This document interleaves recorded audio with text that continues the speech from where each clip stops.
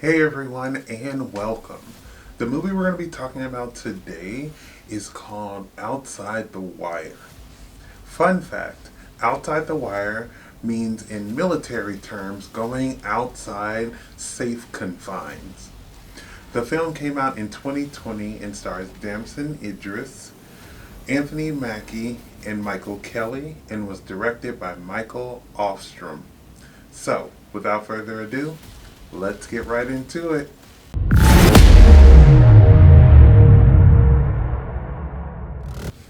Outside the Wire tells the story of a war going on between the Ukraine and Russia, and somehow America is involved as well. We see Lieutenant Harp, whose job basically is to man these drones that fly. So like the automated ones where there's not a person inside of the drone, but he's like in a building, manning the drone and controlling it.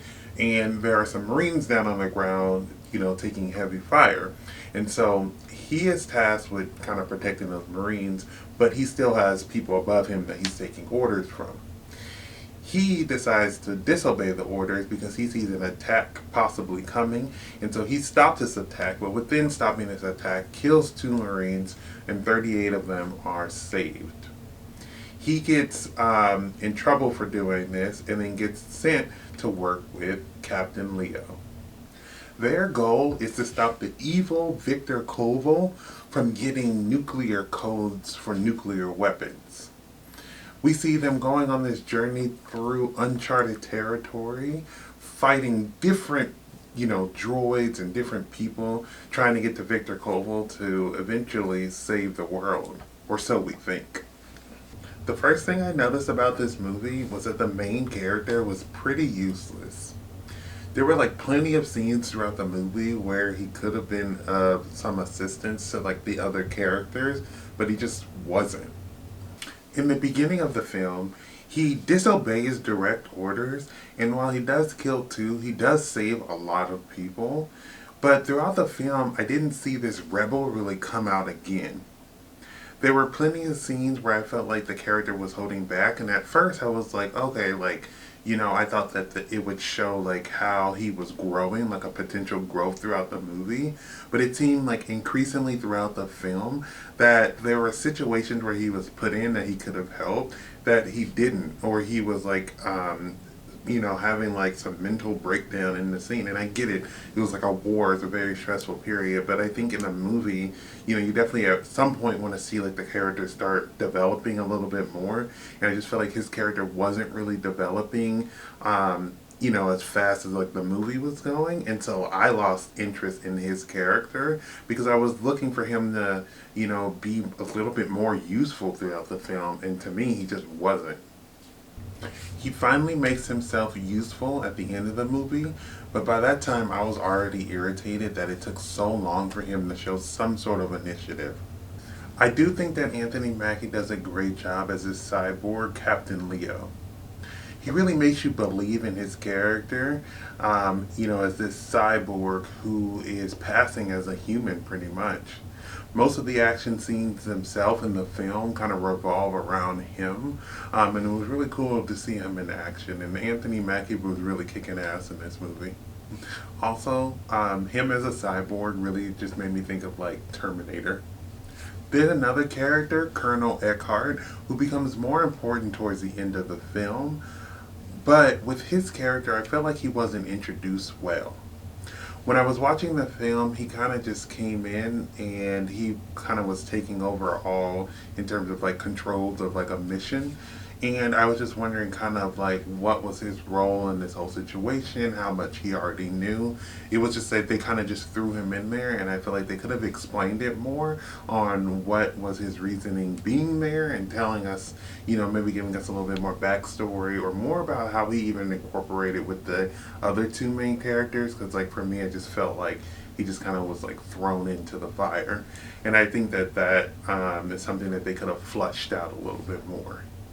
I also feel like this is the first war movie that I've seen on Netflix that doesn't have that sepia filter. I feel like in this film there is a lot of action. There's a lot of cursing too, but it kind of goes with the whole movie. I think all that action in this movie is really what keeps the viewer entertained and keeps you interested throughout the movie. Thankfully, there was a lot of action in this movie because the story itself wasn't really drawing me in. When I think back on this movie, there aren't that many scenes that really stand out. So I think like the movie itself is not really that memorable, but the action scenes is something that kind of encouraged me to continue watching this movie. There was a plot twist at the end, but to me it felt predictable. I felt like with the story, there wasn't anything that was brand new or something that I hadn't seen in the movie that really like shocked me. The story itself, like I said, it was just like, alright, it was meh at the most. In this film, we see a lot of commentary about war itself. Captain Leo basically wanted to save humans, but in order to do that, he wanted to start a nuclear war. I think that, his motivations were basically because he had seen so much war, which I think that is something that when you see so much war, that is something you want to stop. I thought that his method of trying to stop it was interesting because it seems like his method was just to wipe out everyone instead of trying to find like some sort of peace or common ground between, people who are arguing.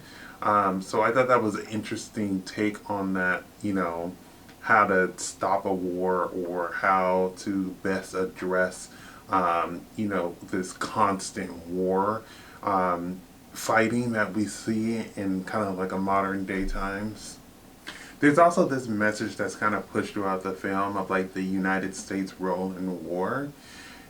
It kind of is like talking about like it seems like how America is constantly in a war, and it kind of asks this question I feel like of who's benefiting from this war because it creates a lot of damage for a lot of people who were in their hometown, and supposedly we're going in and helping someone with something, but then it seems like these wars just prolong and keep going and going and going. We're sending troops, we're sending money, but then also the people that are living in these areas that aren't necessarily in the war are basically collateral damage. So I feel like this movie is also asking that question of kind of like what's the purpose? What are the purpose of all these wars? Lieutenant Harp is learning that people aren't collateral damage in this film.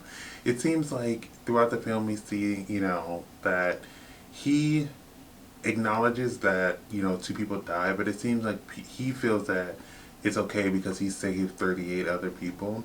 And I thought it was interesting how his character, like, couldn't really see how bad he messed up, it seems like, in my opinion. But then also how this cyborg, Captain Leo, had to tell him, like, people aren't collateral damage and kind of, like, instill this into him. And I just thought it was interesting that was like his mindset, that like this human didn't have any type of compassion. He was more robotic to me than the robot. So I just thought that was an interesting take on this character, which is like something I didn't really like, but it was interesting. Outside the Wire is just an okay action movie. The action scenes and the special effects are good, but the story is lacking. When I think back on this movie, this is a movie that, I've seen once and I won't be seeing it again. I think that the action will definitely get you through the film and keep you, partly entertained. But I think that by the end of the film, you'll realize this is not a movie you'll probably end up watching again. Thank you for watching. I would love to hear your thoughts down below in the comments. If you have not subscribed, please do so you can keep up to date with more of my videos. But besides that, everyone stay safe, have fun, and goodbye.